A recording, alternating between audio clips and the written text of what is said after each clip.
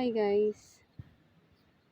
So, spring na naman dito sa Japan and panahon na naman ng tagtanim. So, ito guys, nagtanim ako ng patatas. So, medyo malalaki na sila. Hopefully, magkaroon sila ng madaming patatas. And yung iba nandito pa. So, hindi ko pa sila na-transfer.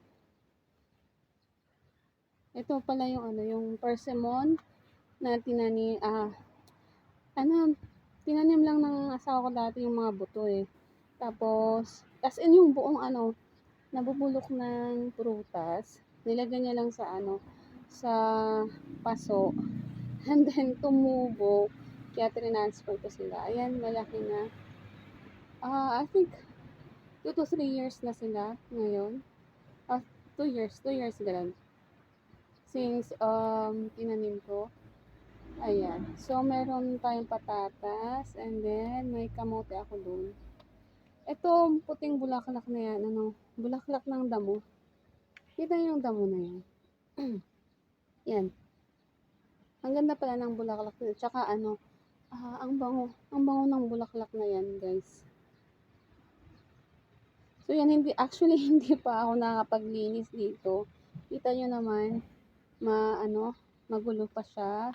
Yung mga damo hindi ko pa natatanggal. And ayun, tumubo na naman yung aking gabi.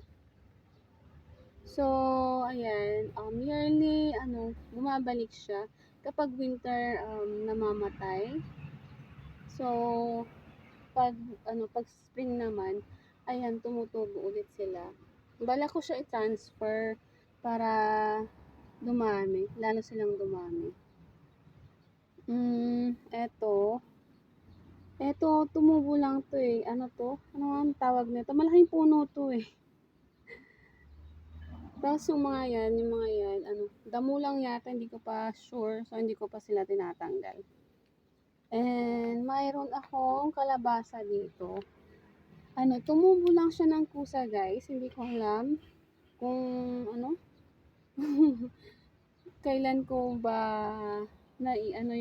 yung buto. Pero, hindi ko sure. Ayan, tumubo ng kusa. So, transfer ko siya dyan para hindi kainin ng insekto. And, meron pa dito, mga patatas. Hindi ko alam, kusa lang din na tumubo yan, guys. Yan, tsaka yung isa doon. Dati nagtanim ako dito. Akala ko wala nang buto ba?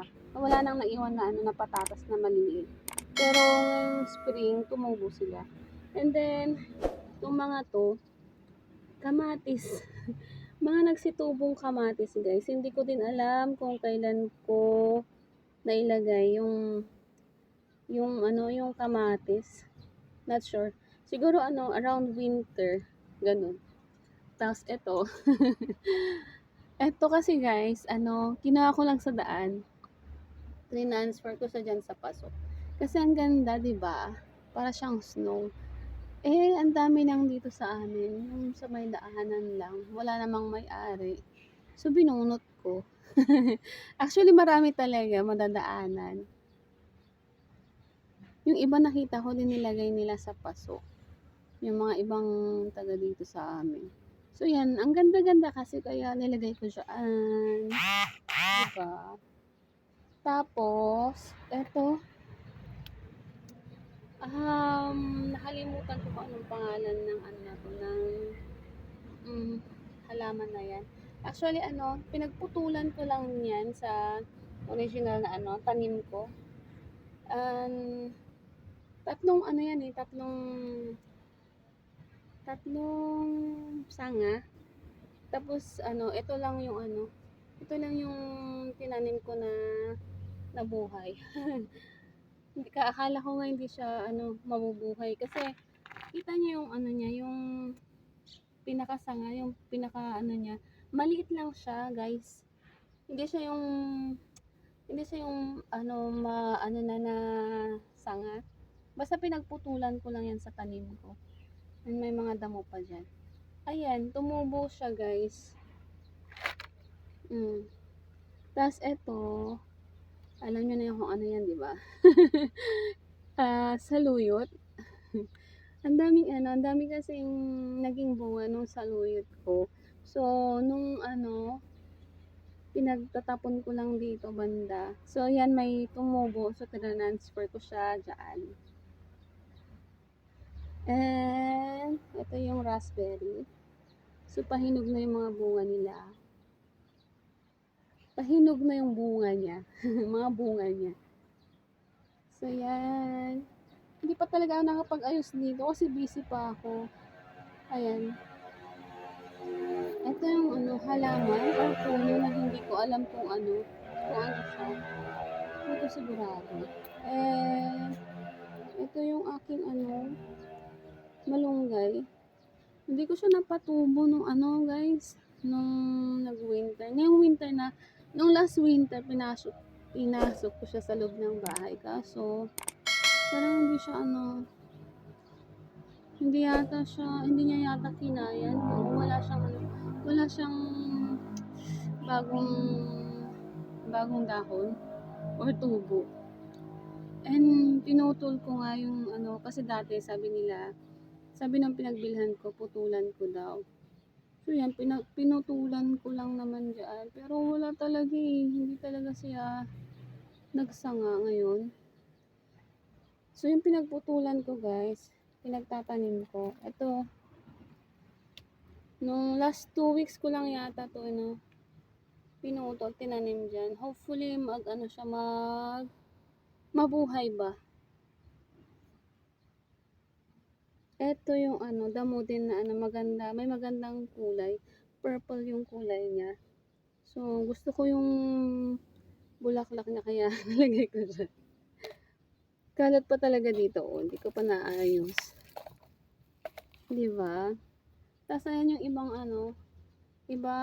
mga malunggay. Sanga ng malunggay na tinanim ko. Parang feeling ko hindi sila mabubuhay. Pero tingnan natin. Baka sakaling mabuhay. Ayan po yung dalawa. Tinitingnan ko green pa naman siya. Green pa naman. So, hopefully talaga tumubo. And then, mayroong strawberry dito. Itong strawberry na to, kusa lang yan tumubo guys. Kaso, hindi naman siya namumunga. Hindi ko alam. Dagdagan ko siguro siya ng lupa.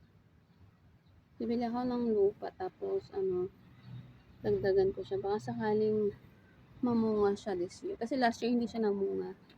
And ito yung tanim ni Bunso.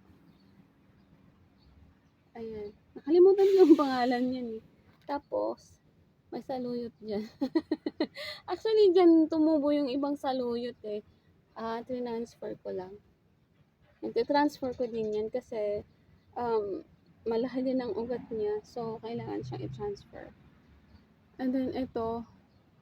Ayan guys, yung yung pinutulan ko. Tapos, yun yung yung pinakita ko kanina na tumubo siya. Ayun, malaki na. Nung pinutulan ko to guys, as in, medyo sagad. Kasi yun yung nakikita ko sa isang kapitbahay namin dito malapit. Nung pinuputulan niya yung mga halaman niyang ganito, medyo sagad. And ito yata yung chrysanthemum. Chrysanthemum na halaman ko. Tumubo lang din siya kasi nung winter, siya, nawala din siya. Tapos ngayon, nung nag-spring, tumubo ulit. Ang ganda ng bulaklak nito. So, pang 3rd year na rin niya ngayon. Actually, 2nd year na tumubo siya ng pusa. Akala ko nga wala na siya Ayan, buti na lang hindi ko ginamit yung lupa na yan. So, yan, tumubo ulit. Nandiyan yung isa pang halaman ko. Ito, walang laman. Ayan. So, hindi pa talaga ako nakapagdamo. Madami pa siyang damo. Yan. And, pakita ko to. May strawberry ako dito. Tumubo lang din ulit siya. Tapos may mga bunga na. Gusto ko siyang ilipat kasi as you can see, sira na yung ano niya, yung lagayan niya. So, gusto ko siyang ilipat sa mas malaking paso para mas mag-ano siya, mamunga. Ayan yung ano, isa patay na, and another one here. Meron, surviving. Surviving. So, yan guys, yung ano, yung mga tanim ko. Ayan, ang gulo-gulo pa. Magulo pa siya. So, busy ako sa ano, sa trabaho. Tapos pagkatapos ng work, pagod na din ako. So, wala akong time. And meron pala ako dito yung dati.